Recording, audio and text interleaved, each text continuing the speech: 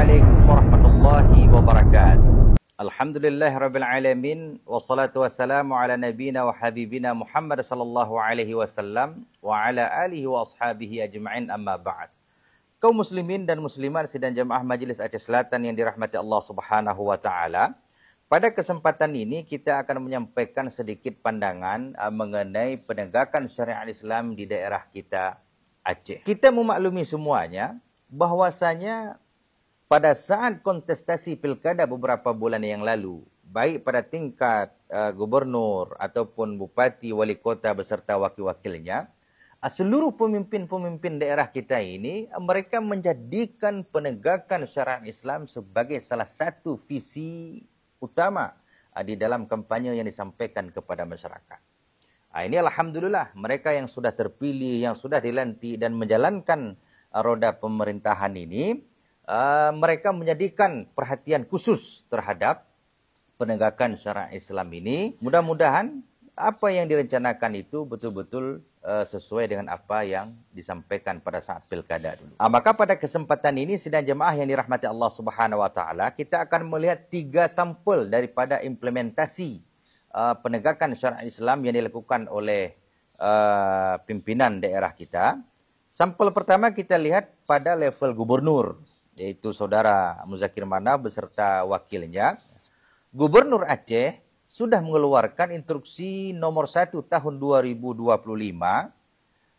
pada tanggal 16 Maret tahun 2025 bertepatan pada tanggal 17 Ramadan 1446 Hijriah, di mana instruksi ini berkaitan dengan kewajiban setiap aparatur negara dan masyarakat untuk melaksanakan solat berjamaah dan menghentikan segala aktivitas pada saat azan berkumandang.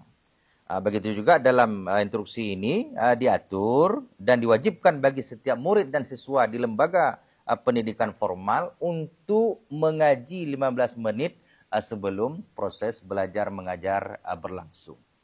Ini patut kita dukung dan kita apresiasi, meskipun pada poin utama tadi mengenai kewajiban solat berjemaah ini sebenarnya sudah di atas perintah Allah dan Rasul ini. Karena dalam Al-Quran dan dalam hadis, para ulama kita memang terjadi perbedaan pendapat mengenai hukum solat berjemaah. Ada yang mengatakan wajib, ada yang mengatakan sunat muakkad. Namun instruksi gubernur ini lebih tegas dan lebih dahsyat daripada perintah solat berjamaah dalam Al-Quran dan hadis. Namun demikian, kita melihat ini sebuah keinginan yang disampaikan oleh pimpinan daerah kita, bagaimana syariat Islam ini tegak. Salah satu nuansanya adalah dengan kemakmuran masjid yang selalu diisi dengan solat berjamaah oleh setiap masyarakat kita. Kemudian sampel yang kedua adalah apa yang dikeluarkan dalam instruksi Bupati daerah kami, yaitu Bupati Aceh Selatan, nomor 2 tahun 2025 mengenai gerakan Gampung Maghrib Mengaji. Instruksi ini diluncurkan resmi pada tanggal 16 April 2025 di Masjid Al-Ihsan, Gampung Kasih Putih, Kecamatan Semadua. Dan alhamdulillah pada saat itu kami menghadirinya. Dan program ini juga diharapkan dukungan penuh daripada segenap tokoh alim ulama, cendekiawan, tokoh masyarakat, imam-imam masjid dan seluruh perangkat-perangkat kampung agar program membaca Al-Quran setelah maghrib ini bisa berjalan sesuai dengan apa yang diinginkan. Program ini juga sebagai penjabaran daripada visi penegakan dan penerapan syariat Islam yang disampaikan pada saat kontestasi pilkada dulu. Kemudian sampel yang ketiga, sidang jemaah yang dirahmati Allah Subhanahu wa taala, kita melihat apa yang viral beberapa hari yang lalu, aksi razia yang dilakukan oleh Ibu Eliza, Wali Kota Madya Banda Aceh, di mana dalam razia tersebut masih didapati pelanggaran-pelanggaran syariat yang dilakukan oleh pasangan non-muhrim di beberapa penginapan yang ada di Banda Aceh. Maka dengan 3 sampel ini kita mengambil sebuah kesimpulan bahwasanya ajakan salat berjamaah, mengaji Al-Quran, kemudian ada tindakan tegas terhadap pelanggaran syariat, ini adalah bagian daripada poin amar ma'ruf nahi mungkar sebagai salah satu jalan untuk menjamin berjalannya syariat Islam di daerah kita. Namun sidang jamaah yang dirahmati Allah Subhanahu wa taala, kebaikan dalam agama ini bukan hanya salat berjamaah ataupun mengaji Al-Quran.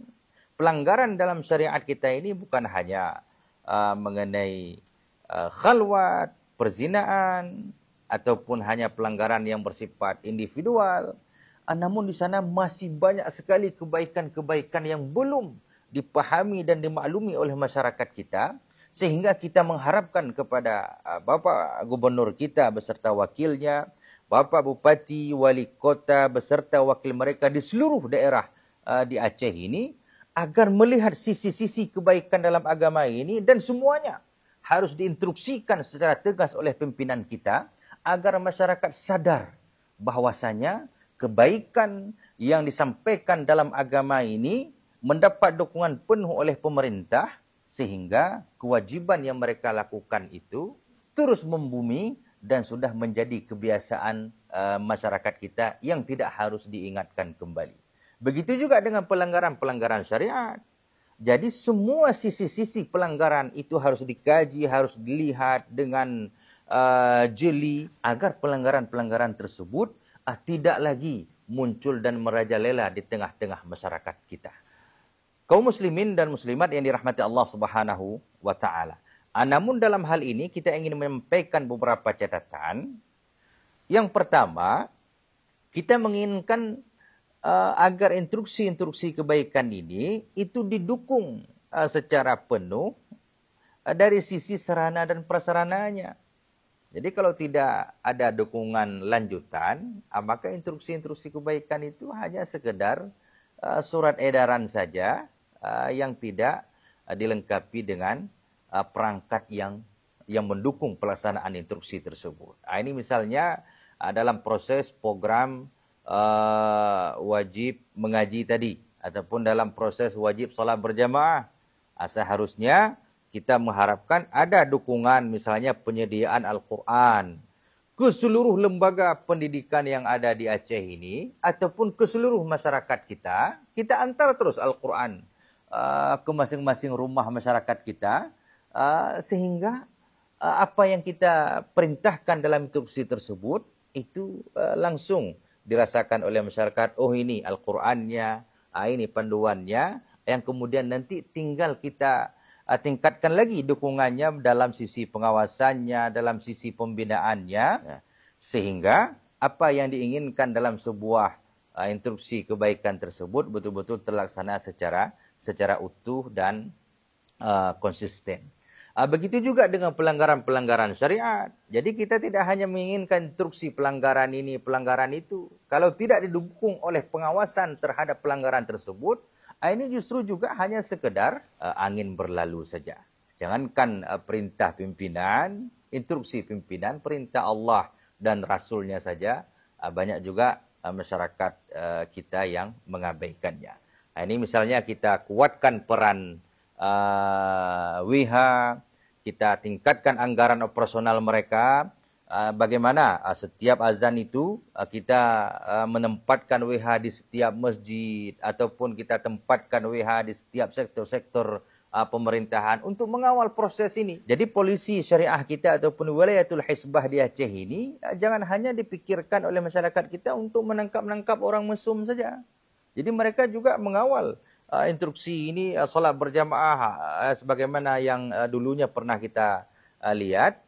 Ketika solat Jumaat itu WH keliling kota mengingatkan solat Jumaat, waktu Jumaat dan lain sebagainya. Dan itu hanya berlaku di kota-kota saja. Sementara di kampung-kampung tidak ada instruksi seperti itu. Maka kita mengharapkan kepada Bapak Gubernur, kepada Bapak dan Ibu Bupati dan Wali Kota di seluruh Aceh, tingkatkan anggaran WH itu. Dukung operasional mereka. Jadi sehingga pelanggaran-pelanggaran syariat itu betul-betul terawasi. Kalau tidak ada dukungan demikian, maka hanya sekedar angin berlalu saja dianggap oleh masyarakat kita. Kemudian catatan berikutnya sedang jamaah yang dirahmati Allah Subhanahu wa taala dalam penerapan syariat Islam ini, jadi kita jangan pernah menganggap objek pelaksanaan syariat ini adalah kaum perempuan saja. Jadi yang ditangkap itu perempuan. Yang terbayang oleh kita syariat Islam itu adalah pakaian ketat saja. Yang tergambar oleh kita itu adalah pakaian perempuan hijab saja ataupun jilbab saja. Sementara masih banyak laki-laki yang berkeliaran dengan celana pendek di atas lutut. Hal ini adalah akibat daripada sempitnya pemahaman syariat di tengah-tengah masyarakat kita. Jadi orang berfikir syariat Islam ini untuk perempuan saja. Pelanggaran yang dilakukan hanya disorot adalah pelanggaran yang dilakukan oleh kaum perempuan saja. Maka di sini kita sampaikan, semua perintah dalam agama ini itu tidak membedakan antara laki-laki dan perempuan, dan begitu juga larangan. Sebagaimana berlaku bagi laki-laki, begitu juga larangan itu berlaku bagi perempuan. Jadi kalau hal ini bisa kita pahami secara universal, insya-Allah pelaksanaan syariat Islam di Aceh ini akan terlaksana secara kafah. Mudah-mudahan apa yang kita sampaikan ini bisa menjadi masukan bagi segenap pimpinan-pimpinan daerah kita, dan diharapkan kepada seluruh masyarakat Aceh agar jangan hanya menunggu instruksi dan perintah. Lagi keun ulun Tuhan gedanya jamun, siget-get go peringat, lebih selamat tak ingat kedua. Wabillahi taufiq wal hidayah. Wassalamualaikum warahmatullahi wabarakatuh.